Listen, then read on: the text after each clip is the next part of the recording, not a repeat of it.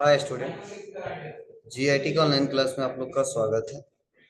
और आज के क्लास हम लोग जानने वाले हैं टाइप्स ऑफ जीएसटी के बारे में और कौन सा जीएसटी कहाँ पे लागू होता है। वह आज के क्लासेस में हम लोग इसके रूल समझेंगे एक एक करके स्टेप बाय स्टेप।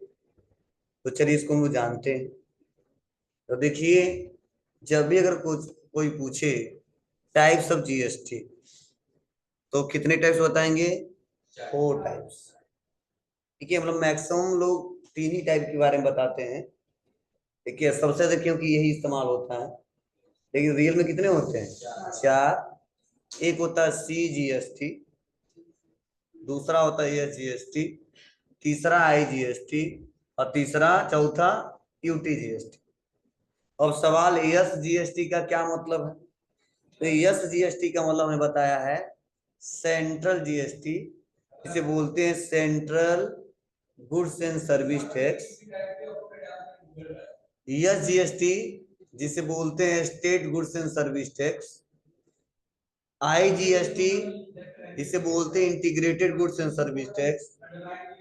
और UTGST जिसे बोलते हैं union territories goods and service tax. क्या बोलते हैं? Union territories goods and service tax. अब सवाल यह सर यह क्या है? तो CGST मतलब होता है central goods and service tax, मतलब यह केंद्र सरकार द्वारा लगाया जाता है और केंद्र सरकार द्वारा वसूला जाता है। बोले यह टैक्स है। जो यह GST यह राज्य सरकार द्वारा लगाया जाता है और राज्य सरकार द्वारा वसूला जाता है। मतलब एक नियम बनाए गए हैं, ऐसा नहीं मनमानी लगा लेंगे। और IGST जिसे बोलते हैं integrated goods and service tax, यह क्या होता है अभी मैं डिस्कस कर रहा हूं। ठीक है, जो IGST है वह CGST और यह GST का क्या है? दोनों का समानुपात है। जैसे अगर कहीं पे IGST 18% है तो समझ जाना उसमें CGST कितना है? 9%। और यह GST कितना है? 9%।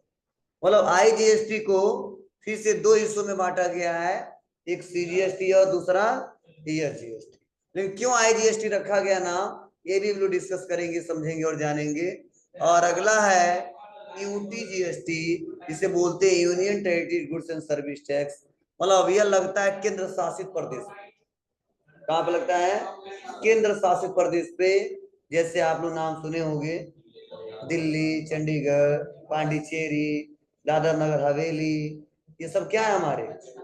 जी केंद्र शासित प्रदेश हैं। इसमें जम्मू कश्मीर भी हो गया है। ठीक है, तो वहां पे जो लगता है वह UTGST लगता है और CGST लगता है। मतलब सेंट्रल गवर्नमेंट हर जगह से लेगा। इतना ध्यान से सुनना समझना। ठीक है, तो कब क्या लगता है ये समझने की कोशिश करना आप लोग। मतलब आप लोग कोई कंफ्यूजन नहीं होना चाहिए कि सर IGST लगता है, ये पैसा कहाँ जाता है?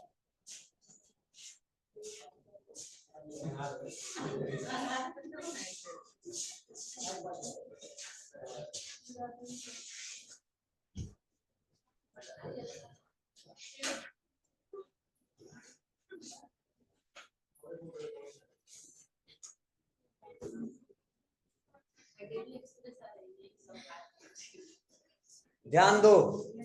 मतलब अगर कई बार कई लोग कंफ्यूजन हो जाता है कि सर IGST पैसा कौन लेता है, ये कहाँ पे जाता है। परेशान होने की जरूरत नहीं है। जो IGST इतना लगता है फिर से CGST और ये GST में डिवाइड कर दिया जाता है। अगर 12% है तो 6% CGST और 6% ये GST। अब कहाँ पर लगता है ये समझना बहुत जरूरी है। ठीक है, और UTGST के बारे में बताया ही बताया है, ये किस पे लगता है, किस पे लागू होता है। तो चलिए हम लोग एक एक करके समझते हैं और जानते हैं स्टेप बाय स्टेप। तो इसके लिए मैंने आपको फिर से नीचे लिखवाया है, यहाँ पे ध्यान रहे। फिर से मैंने बोला है सेल ऑफ गुड्स और सर्विसेज या परचेज ऑफ गुड्स और सर्विसेज। सेल भी हो सकता है, परचेज भी हो सकता है। तो हमने सप्लाई के बारे में थोड़ा सा समझाना, इसीलिए हमने सेल केवल नाम रखा है, सेल ऑफ गुड्स और सर्विसेज। तो बोला जाता है यहाँ पे इंट्रा स्टेट और यहां बताया जा रहा है इंटर स्टेट। समझने की कोशिश करना। तो कल ही हमने पढ़ाया था कि इंट्रा स्टेट किसे कहते हैं, कि जब सेम राज्य में आपस में क्या हो, ट्रांजैक्शन हो, परचेज सेल हो, तो उसे बोलते हैं कि वह इंट्रा स्टेट सप्लाई है, लोकल सप्लाई है, लोकल ट्रांजैक्शन है। तो बोला जाता है जब भी लोकल ट्रांजैक्शन होगा, सेम स्टेट की भी ट्रांजैक्शन होगा, तो वहां पे 2 जीएसटी लगेगा। इसे बोलते हैं सीजीएसटी और S G S T, central and goods and service tax और state goods and service tax. ठीक है, तो ध्यान देना, जब भी मेरा भी व्यापार यूपी में है और आप लोग का भी व्यापार यूपी में है और आप हमको सामान बेच रहे हो, मैं आपको सामान बेच रहा हूँ, मतलब कोई खरीद रहा है कोई बेच रहा है, तो वहां हमेशा टैक्स जो लगेगा वह लगेगा सीजीएसटी और ईएसजीएसटी। लगाना किसको, आप ही को लगाना है। तो ये आपको रूल आना चाहिए। अगर ये रूल नहीं आ रहा है तो आप लोग नहीं सही से क्वेश्चन कर पाओगे, आगे चल के दिक्कत होगी। फिर से बोला गया है इंटर स्टेट, तो हम कल बताए थे कि जब 2 स्टेट के बीच आपस में लेन देन हो, मतलब ट्रांजैक्शन होता है, परचेज और सेल होता है, ठीक है, तो उसे बोलते हैं इंटर स्टेट सप्लाई। क्या बोलते हैं, इंटर स्टेट सप्लाई। जैसे मेरा व्यापार यूपी में है और आप लोग का व्यापार बिहार में, या मेरा दिल्ली में है और आपका यूपी में है, तो इसे बोलते हैं इंटर स्टेट, मतलब एक स्टेट से दूसरे स्टेट में एंटर कर गए। ठीक है, तो यहाँ पे जो लगता है आईजीएसटी लगता है। क्या लगता है, आईजीएसटी। समझ आया आईजीएसटी कहाँ से आया। ठीक है, मतलब जब सेम राज्य में हो तो वहां पे सीजीएसटी और ईएसजीएसटी हो जाता है, लेकिन जब 2 राज्य आ जाता है तो ना वहां पे सीजीएसटी लगाते हैं ना वहां पे एसजीएसटी लगाते हैं, वहां पे आईजीएसटी लगाते हैं। लेकिन कई लोग के मन में क्वेश्चन, इधर पैसा कहाँ जाता होगा तब आईजीएसटी का, या कौन सा गवर्नमेंट है। तो कोई गवर्नमेंट नहीं, जिसे बोलते हैं आईजीएसटी का मतलब integrated goods and service tax. जितना पैसा आईजीएसटी में आता है फिर से क्या होता है, सेंट्रल गवर्नमेंट को उतना पैसा और स्टेट गवर्नमेंट को उतना पैसा बराबर बराबर हिस्सों में क्या किया जाता है, बांट दिया जाता है। ठीक है, ध्यान रहे। अब कई लोगों के मन में भी क्वेश्चन चल रहा होगा कि सर यहाँ पे 2 राज्य आ गया तो पैसा किसे बांटा जाता होगा। अरे यार, हम परचेज कर रहे हैं तो हम अपना परचेज वाला अपना रिकॉर्ड देंगे, कोई सेल कर रहा हो अपना वाला रिकॉर्ड देगा, तुम अपने स्टेट का दो हम अपने स्टेट का देंगे। समझे ना, यहाँ पे यह कंफ्यूजन नहीं होना चाहिए कि सर 2 राज्य है तो कैसे बांटेंगे, सब सेंट्रल टैक्स भी आ गया और 2 राज्य है वो कैसे बांटेंगे, सीजीएसटी सीजीएसटी एसजीएसटी या जीएसटी। तो ध्यान देना, रूल यही है। ठीक है, चाहे भले किसी स्टेट का हो अपना रिपोर्ट देंगे, वो अपना रिपोर्ट देंगे। ठीक है, जो रूल वही काम करेगा, उनकी भी आईजीएसटी काम करेगा, हमारे भी आईजीएसटी लेगा। ठीक है, तो हमारे यहाँ सीजीएसटी और एसजीएसटी दोनों में डिवाइड हो जाएगा और वहां भी एसजीएसटी सीजीएसटी दोनों में डिवाइड हो जाएगा। ठीक है, तो कंफ्यूजन नहीं होना चाहिए कि पैसा किसके खाते में जाता है और कैसे जाता होगा। ठीक है, वही रूल है जो सीजीएसटी का और एसजीएसटी का है, वही रूल है आईजीएसटी का। बस अंतर यही है, जब सेम स्टेट हो तो वहां पे सीजीएसटी एसजीएसटी दिखा दिया जाता है, और जब अगर अलग स्टेट हो तो वहां पे सीजीएसटी एसजीएसटी नहीं दिखाया जाता, तो वहां बोला जाता है integrated goods and service tax, मतलब 2 स्टेट के बीच ट्रांजेक्शन हो रहा है। हाँ, आईजीएसटी इंपोर्ट सप्लाई भी लगता है। कहाँ पे, इंपोर्ट, मतलब एक कंट्री से माल अगर मंगवाते हैं हम अपने यहाँ, ठीक है, तो वहां भी क्या होता है, आईजीएसटी, लेकिन पूर्ण रूप से आईजीएसटी नहीं लगता है। ठीक है, उसके साथ कस्टम ड्यूटी लगता है। क्या लगता है, कस्टम ड्यूटी, उसे बोलते हैं कस्टम ड्यूटी। मतलब ज्यादातर इंटरनेशनल जो हम लोग क्या करते हैं, व्यापार करते हैं, वहां पे सबसे ज्यादा कस्टम ड्यूटी लगता है और साथ में आईजीएसटी भी आ गया है। ठीक है, पहले सबसे ज्यादा कस्टम ड्यूटी लगता था, और साथ में इसको इसको भी इंक्लूड कर दिया गया, बताया गया। समझ रहे बात है आपको। तो आज के बाद से अगर कंफ्यूजन नहीं होगा ना, जब हम क्वेश्चन पढ़ाएंगे तो जैसे अगर आप जिस सामान बेचोगे तो देख लेना, वो बताएगा कि हम यूपी के, बिहार के, दिल्ली के, महाराष्ट्र के हैं। जैसे अपना एड्रेस बताएगा तो समझ जाना कि मेरा स्टेट और इसका स्टेट सेम है, तो तुरंत वहां पर टैक्स जब लगाना तो क्या लगाना, सीजीएसटी और एसजीएसटी आपको लगाना है, कंप्यूटर नहीं लगाएगा। और फिर से अगर जिसको बेच रहे हो या जिससे खरीद रहे हो या मेरे यहाँ का नहीं है, मतलब मेरे स्टेट का नहीं है, तो यहाँ पे दिमाग लगाएंगे ना, सीजीएसटी लगेगा ना एसजीएसटी लगेगा, वहां पे क्या लगेगा, आईजीएसटी लगेगा। इतना माइंड में सेट कर लेना, लगेगा ही लगेगा, ये रूल है। ठीक है, क्योंकि तभी पता चलेगा कि सेम स्टेट में ट्रांजेक्शन कितना किया है और अदर स्टेट में ट्रांजेक्शन कितना किया है। पैसा तो गवर्नमेंट दोनों के खाते में जाएगा, सेंट्रल गवर्नमेंट के खाते में भी जाएगा और स्टेट गवर्नमेंट के खाते में जाएगा और दोनों के खाते में ही बराबर जाएगा। ठीक है, इसमें कोई डाउट नहीं है। ठीक है, इसमें कोई कंफ्यूजन नहीं होना चाहिए। कई लोग समझ नहीं पाते हैं, जब IGST लगता है तो ये क्या होता है, कहाँ पैसा जाता होगा, कहीं नहीं जाता। देखिए यही गवर्नमेंट फिर से डिवाइड कर लेता है, बांट लेता है। क्लियर है सबको? चलिए, तो यह आपको तरीके समझ में आने चाहिए। ठीक है, अच्छे से। तो आज के बाद से अगर क्वेश्चन आएगा तो आप लोग कर ले जाओगे ना। चलो, यही आपके नोट्स में दिया है, तो हमने थोड़ा सा यह बनाया डायग्राम जिससे हम अच्छे से समझा सके, इसलिए बनाया है। और ये देखो स्ट्रक्चर दिया है टैक्स कंपोनेंट्स। तो देखो बताया जा रहा है कि सेंट्रल GST जिसे बोलते हैं क्या, CGST, या क्या बोल देते हैं लोग, सेंट्रल टैक्स। कई बार ये भी कह देते हैं सेंट्रल टैक्स। तो समझ आने, इसी के बारे में बात की जा रही है। किसके बारे में? CGST या सेंट्रल GST मतलब CGST। ठीक है, देखो यहाँ पे बताया जा रहा है ना, ऑन इंट्रा, इंट्रा मतलब सेम राज्य की बात की जा रही है। स्टेट सप्लाई ऑफ गुड्स और सर्विस और बोथ। अब चाहे गुड्स बेचे चाहे सर्विस बेचे, ठीक है, अगर क्या हो, इंट्रा हो, तो वहां भी CGST आता है। आता कि नहीं आता है? आता है। स्टेट GST जिसे बोलते हैं SGST या जिसे बोलते हैं स्टेट टैक्स, ये भी सेम है, on intra state supply of goods और सर्विस और बोथ। मतलब जो SGST वो भी लगता है कहाँ पे, सेम स्टेट में। लेकिन जैसे हमने यहाँ पे बता दिया, देखो integrated goods and service tax or integrated tax. इसे integrated goods and service tax भी बोलते हैं, इसे IGST भी बोलते हैं, इसे इंटीग्रेटेड टैक्स भी कहते हैं। और बताया जा रहा है कि on inter state and import transaction, ठीक है, जब एक राज्य से दूसरे राज्य में क्या करेंगे हम लोग, ट्रांजेक्शन करेंगे, वहां पे भी IGST लगेगा। जब इंपोर्ट मतलब एक कंट्री से दूसरे कंट्री में से, ठीक है, हम लोग ट्रांजेक्शन करते हैं, मतलब माल मंगवाते हैं, इंपोर्ट करवाते हैं या एक्सपोर्ट करते हैं, तो वहां पे क्या लगता है? जी IGST लगता है। ध्यान देना, कस्टम ड्यूटी मतलब पूर्ण रूप से IGST लगता है, अभी साथ में जुड़ा हुआ है क्या, कस्टम ड्यूटी। कस्टम ड्यूटी भी एक प्रकार के इनडायरेक्ट टैक्स है। और अगले बार में यहाँ पे बताया जा रहा है on intra union territory supply of goods और सर्विस और बोथ। ठीक है, जब किसी केंद्र शासित प्रदेश में किसी गुड्स या सर्विस को सप्लाई किया जाएगा तो वहां पे क्या लगता है? IGST। हाँ, UTGST यहाँ पे मेंशन नहीं किए हैं लोग। ठीक है, हाँ, केवल UTGST से काम नहीं चलता है, वहां भी CGST लगता है, UTGST और CGST। तो हम लोग वहां का रूल अभी नहीं पढ़ना है, हमारे यहाँ सबसे यही इस्तेमाल होता है, CGST और SGST और IGST। हाँ, जो उस स्टेट में काम करेगा तो वहां पे जो SGST ले रहा है वहां क्या लेगा, क्या लेगा? अरे यार, जो अगर मान लो दिल्ली में काम कर रहा है, ठीक है, दिल्ली में व्यापार चल रहा है, तो वहां पे SGST नहीं लगेगा। हाँ, UTGST और फिर से साथ में CGST। ठीक है, तो ध्यान रहे, ये आपको आना चाहिए। ठीक है, मतलब सेंट्रल गवर्नमेंट का हर जगह से फायदा।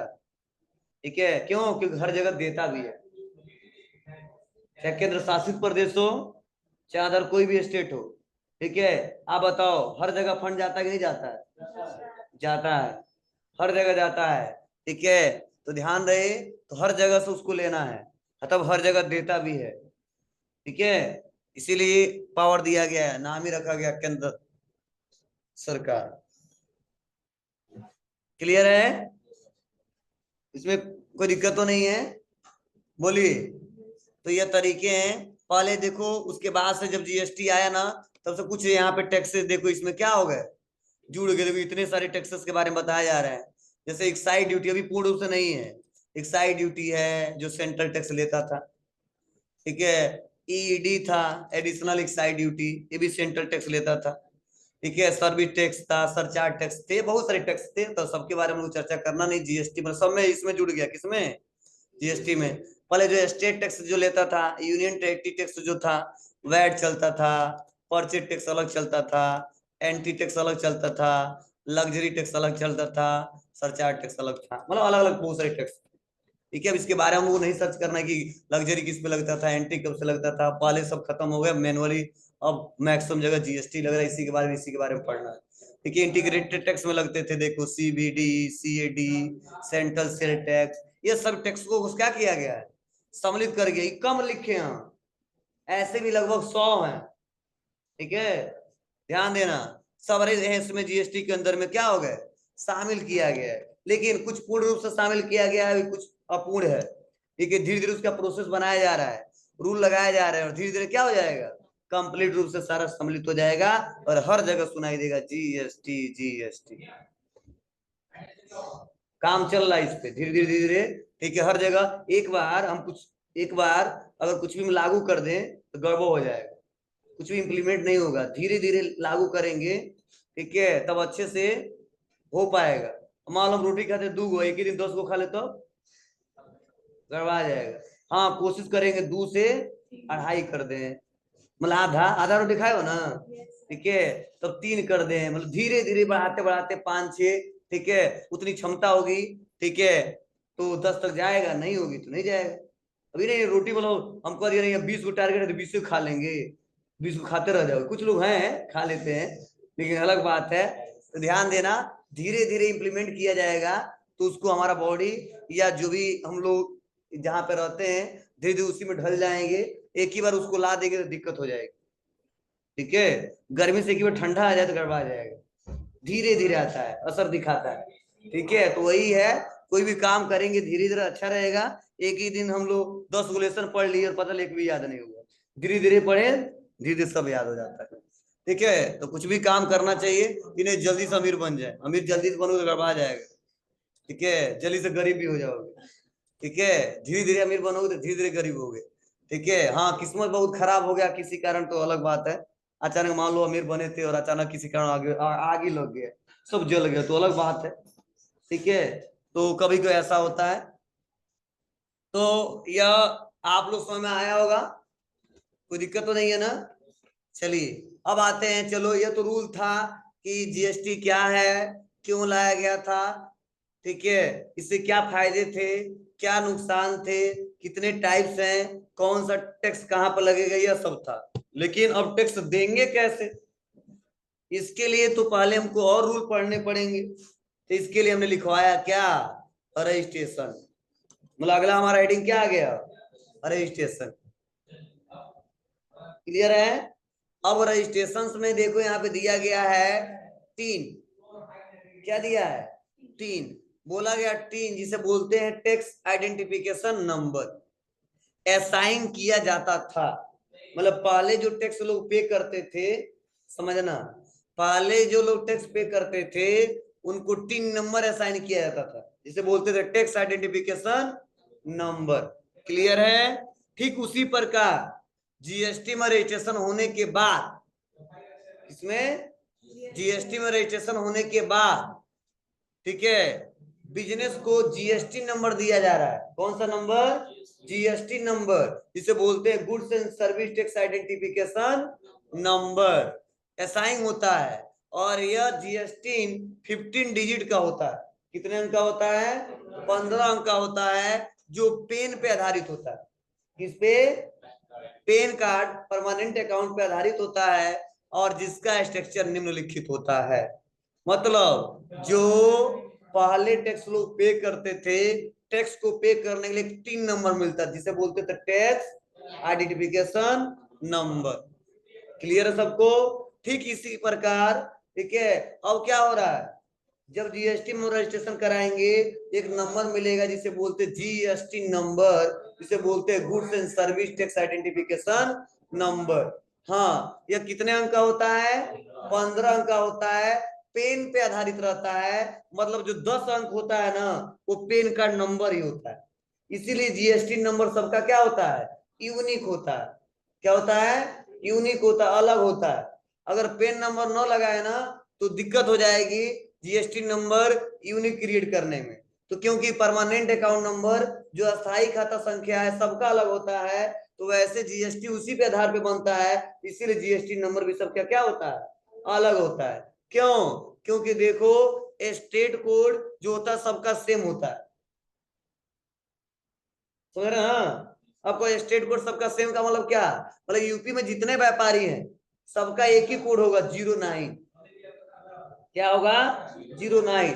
मतलब हमारे यहाँ का यूपी का जो जीएसटी कोड है वो क्या है 09, बिहार का है 10, क्या है 10। ऐसे हर एक स्टेट का है, हमको रटना नहीं है। अगर इतना कैपेसिटी तो रट लीजिएगा, अच्छा रहेगा, और नहीं तो अपना स्टेट का याद कर लेना, आस पड़ोस में जो उनका याद कर लेना, ठीक है। नहीं तो बिल में तो देता ही देता है किसका जीएसटी नंबर क्या है। हाँ, जिस जहां पर रहते हैं उसके बारे में थोड़ा जानना जरूरी है, तो अपना याद कर लेना। हम लोग का जीएसटी कोड क्या है 09।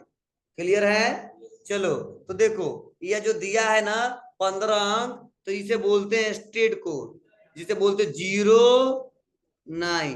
मतलब 1 2 वैसे लिख दिया हूँ। यूपी का जो स्टेट कोड है क्या है 09, तो हम लिखेंगे 09। और यहाँ पे देखो 10 अंक जो दिया है ना वो क्या है पेन नंबर, जैसे लिख दिया APMPV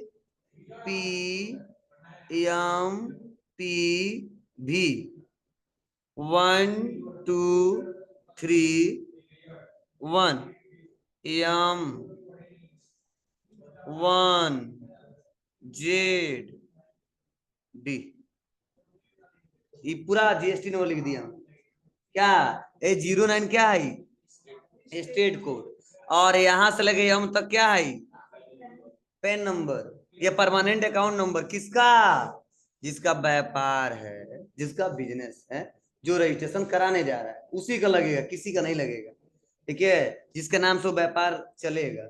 और यह एंटिटी कोड दिया गया है ब्लैंक चेक सम डिजिट, टोटल मिला के कितना हो जाता है।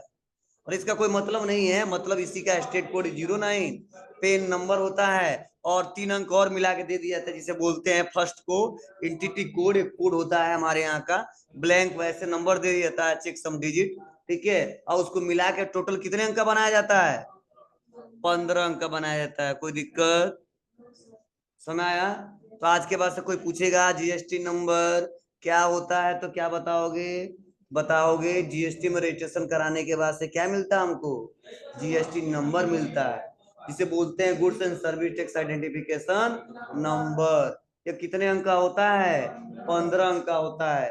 किस पे बना होता है पेन पे आधारित होता है, ठीक है, ध्यान देना। अगर कोई पूछे चलो 09 जो दिया है 10 दिया है 19 दिया या क्या है, तो बोलना जो 2 अंक है शुरुआत उसे बोलते हैं स्टेट को, ठीक है। जो बीच में 10 अंक है उसे क्या कहते हैं, बोलना यह परमानेंट अकाउंट नंबर है, किसका है तो जिसके नाम से व्यापार चल रहा है। उसके बाद से 3 अंक जो है हमारे मिलके 15 बने हैं। अगर नाम भी पूछे तो बता सकते हो एंटिटी कोड, ठीक है, चेक सम डिजिट ब्लैंक, ठीक है। तो इसका कोई मतलब नहीं है, ऐसा पूछा नहीं जाता है, ठीक है। बस हमने स्ट्रक्चर आपको समझा दिया है, एक एक करके समझिए।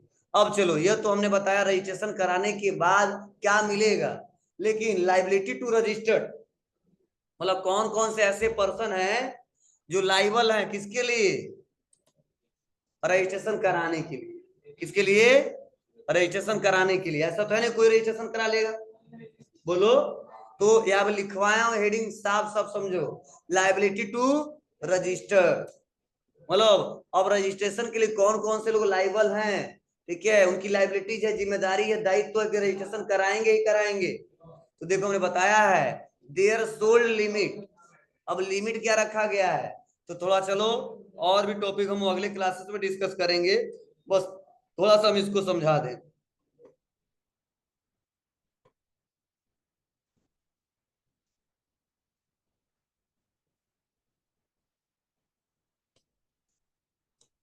चलिए ध्यान से सुनिएगा समझिएगा, बताया जा रहा है ऐसे बिजनेस जो निर्धारित एनुअल एग्रेसिव टर्नओवर की लिमिट को पार कर लेते हैं, उन्हें अपना रजिस्ट्रेशन जीएसटी में कराना होगा, कराना होता है। एनुअल एग्रीगेट टर्नओवर के अंतर्गत सभी टैक्सेबल, एग्जेम और एक्सपोर्ट सप्लाई को शामिल किया गया है, और एनुअल एग्रीगेट टर्नओवर की लिमिट निम्नलिखित है। तो चलिए इसमें से कुछ समझ में आए होंगे, कुछ नहीं समझ आए होंगे, चलो हम बताते हैं। जब भी अगर कोई पूछे एनुअल एग्रीगेसिव टर्नओवर क्या होता है या एनुअल एग्रीगेट टर्नओवर का क्या मतलब है, इसका मतलब होता है कि 1 अप्रैल से लेके 31 मार्च तक आप टोटल कितने रुपए का सेल किए हो, कितने रुपए का सेल किए हो, चाहे गुड्स चाहे सर्विस, उसी को बोलते हैं टर्नओवर, एटीओ, एनुअल टर्नओवर। क्या बोलते हैं? Annual turnover. अगर कोई पूछे एनुअल एग्रीगेसिव टर्नओवर क्या होता है, ठीक है, एनुअल एग्रीगेट टर्नओवर क्या होता है या एनुअल टर्नओवर क्या होता है, बताना। टोटल सेल अमाउंट किसका? उस फाइनेंशियल ईयर का, चाहे गुड्स हो चाहे सर्विस हो, चाहे गुड्स और सर्विस दोनों मिला के हो। जैसे अगर पूछ दे तुम्हारा टर्नओवर क्या है, तो पूरे साल में हम 1 करोड़ का बेचते हैं तो बताएंगे हमारा टर्नओवर क्या है, 1 करोड़। 10 लाख बेचते हैं तो क्या बताएंगे, 10 लाख। 2 लाख का बेचते हैं तो क्या बताएंगे, 2 लाख। मतलब पूरे साल में कितने लाख रुपए का माल बेचे हो, खरीदे कितने, उससे मतलब नहीं है, बेचे कितने को हो, ठीक है, हर साल कितने का बेच देते हो, इसी को बोलते हैं टर्नओवर, एनुअल टर्नओवर या एनुअल एग्रीगेट टर्नओवर या एनुअल एग्रेसिव टर्नओवर। क्लियर है? बता ले जाओगे ना। चलिए अगला पॉइंट है, इसके अंतर्गत सभी टैक्सेबल, अभी क्या होता है, ठीक है, एग्जेम्प्टेड या क्या होता है, और एक्सपोर्ट तो जानते हो आप लोग। चलिए अब हम बताते हैं टैक्सेबल। मैंने पहले पढ़ाया है एक बार। टैक्सेबल का मतलब होता है वैसा गुड्स, वैसा सर्विस जिसपे टैक्स है। क्या है? टैक्स है, मतलब जिसपे टैक्स कलेक्ट किया जाता है, चाहे 3% हो, चाहे 5% हो, चाहे 12% हो, चाहे 18% हो, चाहे 28% हो, ठीक है, मतलब इसमें से कोई भी परसेंट हो सकता है, मतलब एक भी परसेंट भी है तो उसे बोलते हैं वो टैक्सेबल गुड्स है या टैक्सेबल सर्विस है। कुछ समझ आया? अगला है एग्जेम्प्ट। एग्जेम्प्ट का मतलब ऐसा गुड्स, ऐसा सर्विस जिसमें एक भी परसेंट टैक्स नहीं है, खाली एकदम है, उसे बोलते एग्जेम्प्ट गुड्स सर्विस। क्लियर है ना? और एक्सपोर्ट तो पता ही है, जब हम सामान को अपने कंट्री से दूसरे कंट्री में क्या करते हैं, एक्सपोर्ट करते हैं, या एक कंट्री से दूसरे कंट्री में मंगवाते हैं, या अदर कंट्री से अपने कंट्री मंगवाते हैं, तो क्या बोलते हैं उसको? जी, आयात निर्यात जब भी करेंगे तो वहां पे भी ये रूल लगेगा।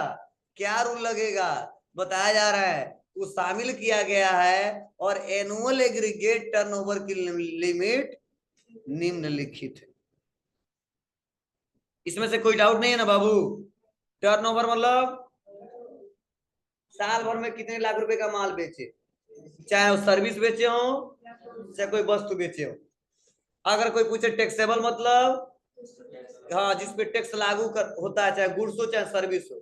एग्जेम्प्ट मतलब, जी, एक्सपोर्ट मतलब, जी, अपने कंट्री से दूसरे कंट्री में माल को भेजवाना, ठीक है, उसे बोलते हैं क्या किया हमने, एक्सपोर्ट कर दिया, और मंगवाना इंपोर्ट कर दिया, ये पता है आपको। चलिए उसके बाद से आते हैं, अब भारत में जितने राज्य हैं उसको भी एक अलग रूल बना दिया गया। देखो इसे नहीं पढ़ना होता है, इसे पढ़ लिया खत्म हो गया, ठीक है, एक रूल है। तो रूल क्या बताया जा रहा है, बताया जा रहा है स्पेशल कैटेगरी स्टेट, और फिर से बताया जा रहा है द रेस्ट ऑफ इंडिया। ध्यान से सुनना, स्पेशल कैटेगरी स्टेट, उसके बाद से बताया जा रहा है द रेस्ट ऑफ इंडिया। अब स्पेशल कैटेगरी स्टेट में कुछ स्टेट को दर्जा दिया गया है, जिसमें दिया है अरुणाचल प्रदेश, असम, मणिपुर, मेघालय, मिजोरम, नागालैंड, सिक्किम, त्रिपुरा, हिमाचल प्रदेश। यह स्पेशल कैटेगरी स्टेट दिए गए, और यहाँ पे जो लिमिट दिया गया है देयर सोल्ड, कितना दिया गया है, 20 लाख, ठीक है, द रेस्ट ऑफ इंडिया। और इसके बाद जितने हमारे स्टेट हैं, मतलब इसमें जम्मू कश्मीर भी जोड़ लेंगे, ठीक है, नहीं इसमें जम्मू कश्मीर नहीं, जम्मू कश्मीर नहीं, वो तो केंद्र, इतना ही है। उसके बाद द रेस्ट ऑफ इंडिया, इसके बाद जितने हमारे स्टेट है उसे क्या बोलेंगे, द रेस्ट ऑफ इंडिया। कितना लिमिट है, 40 लाख। अब समझने की कोशिश करना, मतलब कि अगर इसमें से किसी भी स्टेट का व्यापारी हो तो उसका टर्नओवर अगर 20 लाख होगा तो जीएसटी में रजिस्ट्रेशन कराएगा, कराने के लिए लाइबल है, एक जिम्मेदारी है उनकी, कराना पड़ेगा। और अगर उसके बाद अदर किसी स्टेट से आता है तो कितना होना चाहिए, 40 लाख, रजिस्ट्रेशन कराएगा, उसके लिए लाइबल है। अब कहो सर ये क्या है, भारत हमारा एक ही है, क्यों इसको स्पेशल कैटेगरी का दर्जा दे दिया गया है, और इसका लिमिट 20 लाख क्यों रख दिया गया है, और उसके बाद जितने स्टेट उसको 40 लाख क्यों रखा गया है? तो ध्यान से सुनना समझना, ठीक है। यह जो स्टेट जो आपको मैं दिखा रहा हूं, एक ऐसे स्टेट है जहां पे पॉपुलेशन कम है। पॉपुलेशन कम होने के साथ साथ यह पहाड़िया इलाका है, ठीक है। यहाँ पे आधी तूफान बाढ़ और सबसे ज्यादा आते हैं सब। प्लस व्यापार को अच्छे से लोग चला नहीं पाते हैं। कई बार ऐसा होता है 2-2 महीने 1-1 महीने व्यापार बंद रहता है, सही से नहीं चलता, समझ रहे हो ना। तो वहां की आर्थिक स्थिति उतनी अच्छी नहीं है। तो आप बताओ, हम कमाते हैं 20 रुपया और गवर्नमेंट ले दिया लिमिट 40 रुपया, तो कभी उसको अंडर नहीं करेंगे हम। कम कमाते हैं, गवर्नमेंट चालाक है। चालाक क्या है? तो आता कोई बात नहीं, जो थोड़ा अमीर है उनके लिए थोड़ा सा लिमिट ज्यादा कर देते हैं, जो थोड़ा सा गरीब उसके लिमिट थोड़ा सा कम कर देते हैं, जिससे सभी लोग जीएसटी के अंडर में आ जाए, ठीक है। इसीलिए एक नाम रख दिया है स्पेशल कैटेगरी स्टेट। उसके बाद अदर स्टेट, उन स्टेट के लिए बोला गया कि 20 लाख होगा तो आप रजिस्ट्रेशन कराने के लिए लायबल हो। तो देखो कुछ अजीब सा दिख रहा है, हाँ। और उसके बाद से क्या दिया गया है? अदर स्टेट के लिए 40 लाख। हमारी बात है आपको ना, हाँ, ये लिमिट आपको याद होनी चाहिए। यह कभी पूछा, हाँ पहले कम था, और इसका 10 लाख था और इसका 20 लाख था, हाँ समझे ना। अब आ गया 20 और आ गया अब 40, क्लियर है, ठीक है। हाँ, इनके अलावा भी 20 लाख नहीं होगा, फिर भी कुछ लोग ऐसे हैं जो रजिस्ट्रेशन कराना पड़ेगा, मैंडेटरी है, कंपलसरी है। और 40 लाख नहीं होगा फिर भी उनको रजिस्ट्रेशन कराना होगा, उसको हमने हेडिंग दिया मैंडेटरी रजिस्ट्रेशन, ठीक है। अब कौन कौन आ सकते हैं, क्या रूल है, क्यों ऐसा होता है?